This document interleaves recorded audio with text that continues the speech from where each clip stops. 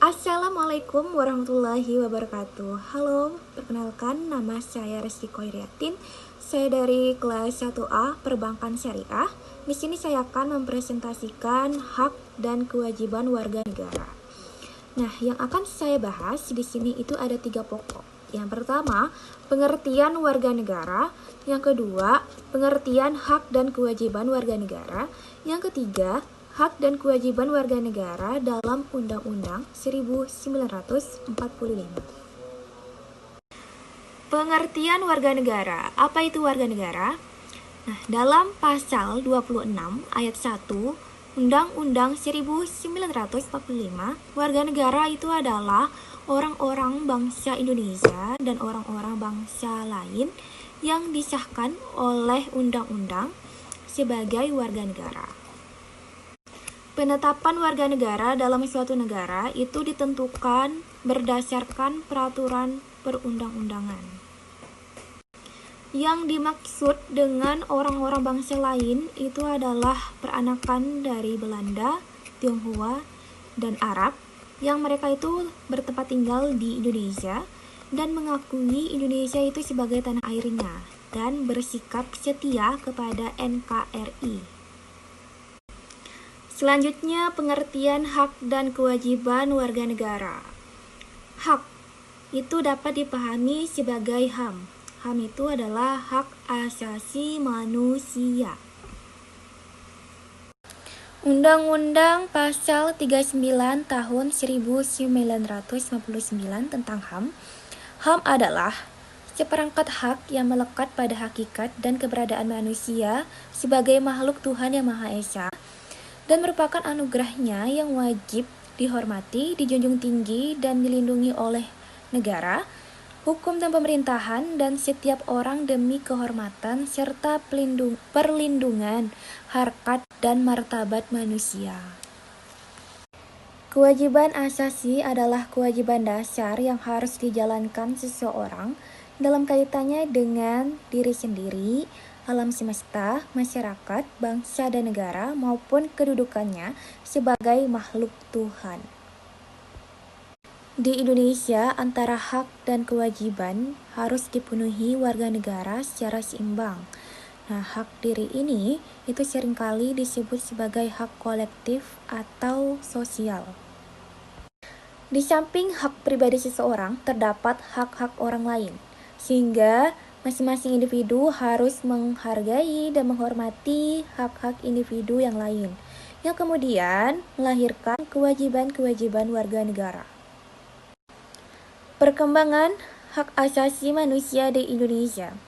Pada tahun 1945 sampai 1959, HAM sudah mendapatkan legitimasi yuridis dalam Undang-Undang 1945. Meskipun belum optimal, seperti keleluasan pendirian partai-partai politik. Tahun 1959 sampai 1966 terjadi pemasungan hak asasi sipil dan politik seperti hak untuk berserikat, berkumpul, dan mengemukakan pendapat dengan tulisan. Pada tahun 1966 sampai 1970, pada masa itu muncul gagasan perlunya pembentukan pengadilan hak asasi manusia. Pada tahun 1970 sampai 1980, di mana tahun ini terjadinya persoalan HAM mengalami kemunduran dan terjadi penolakan terhadap HAM. Tahun 1990, pemerintah membentuk Komnas HAM. Tahun 1998 sampai sekarang, setelah jatuhnya rezim Orde Baru, terjadi perkembangan luar biasa pada HAM dalam Undang-Undang Dasar 1945. Hak dan kewajiban warga negara menurut Undang-Undang 1945. Hak warga negara itu diatur dalam Undang-Undang Dasar 1945 pasal 28A sampai 28J. Nah, hak asasi manusia ini ada berbagai macam.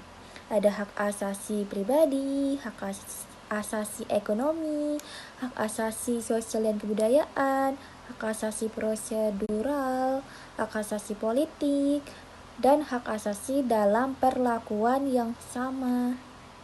Hak asasi pribadi contohnya kebebasan berpendapat, kebebasan beragama, dan kebebasan bergerak, dan lain-lainnya juga. Hak asasi ekonomi contohnya hak memilih, hak manfaat, hak membeli, hak menjual, dan lain-lain. Hak asasi sosial dan kebudayaan contohnya hak untuk mendapatkan pendidikan, hak untuk mengembangkan kebudayaan, dan lain-lain. Hak asasi prosedural contohnya mendapatkan keadilan, peradilan, perlindungan, dan lain-lain. Hak asasi politik contohnya memilih, dipilih, berorganisasi, dan lain-lain. Hak asasi dalam perlakuan yang sama contohnya dalam hukum, pemerintahan, dan lain-lain. Kewajiban warga negara. Kewajiban warga negara diatur dalam Undang-Undang Dasar 1945 pasal 27, 28, 30, dan 31. Kewajiban warga negara terhadap negara, misalnya membayar pajak, menjunjung hukum dan pemerintahan, menghormati hak asasi manusia orang lain, tunduk kepada ketetapan undang-undang, ikut serta dalam usaha pertahanan dan keamanan negara, melaksanakan sistem pertahanan dan keamanan rakyat semesta, mengikuti pendidikan dasar, dan taat kepada negara. Pembicaraan mengenai hubungan negara dengan warga negara, apakah negara melayani warga negara atau sebaliknya? Hal tersebut dapat merujuk pandangan para pemikir. Yang pertama, kaum pluralis atau Hobbes dan John Locke. Nah, kaum pluralis ini masyarakat yang mendahului dan menciptakan negaranya, sehingga negara harus tunduk kepada masyarakat. Yang kedua, kaum Marxis oleh Antonio Gramsci. Nah, kaum Marxis ini dominasi kekuasaan ada pada negara. Negara merupakan institusi yang digunakan kaum borjuis untuk menjalankan kekuasaan yang baik. Yang ketiga, kaum sintesis oleh Anthony Giddens. Nah, kaum sintesis ini itu menyatukan dua pandangan yang di atas. Kata kuncinya struktur atau negara itu untuk teori Marxis, dan agensi atau warga negara itu untuk teori pluralis.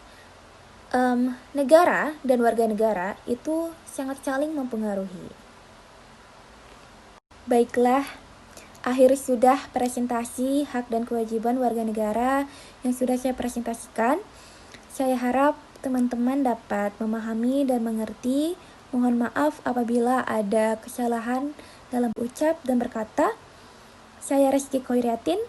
Wassalamualaikum warahmatullahi wabarakatuh.